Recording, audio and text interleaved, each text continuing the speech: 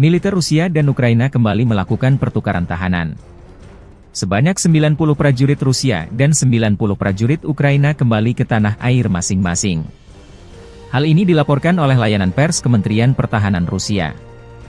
Moskow dan Kiev melakukan pertukaran sesuai dengan skema 90 untuk 90 melalui mediasi Uni Emirat Arab. Pertukaran tersebut berlangsung Selasa 25 Juni 2024 malam hari waktu setempat.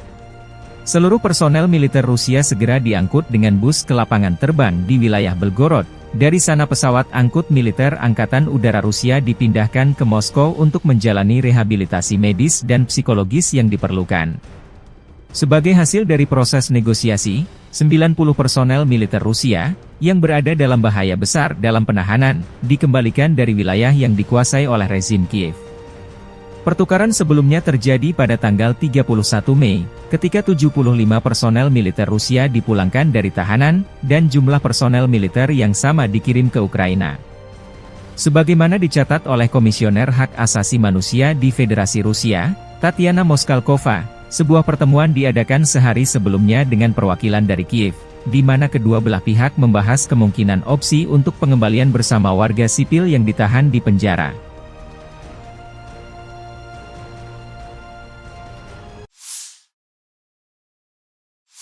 Menteri Pertahanan Amerika Serikat Lloyd Austin untuk pertama kalinya saling teleponan dengan Menteri Pertahanan Rusia Andrei Belousov yang baru 25 Juni.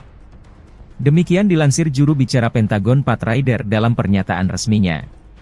Ini adalah pertama kalinya Austin berbicara dengan Belousov sejak Belousov diangkat sebagai Menteri Pertahanan Rusia pada bulan Mei, menggantikan Sergei Shoigu dalam perombakan mendadak aparat keamanan dan pertahanan Rusia.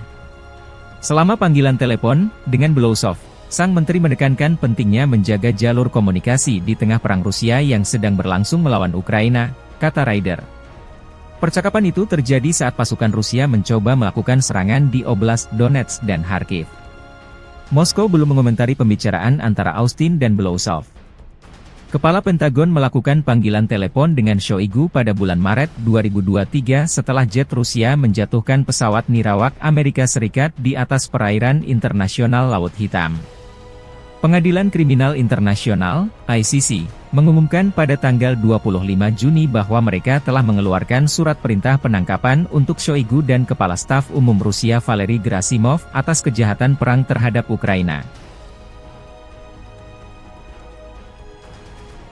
Download Tribun X sekarang, menghadirkan lokal menjadi Indonesia.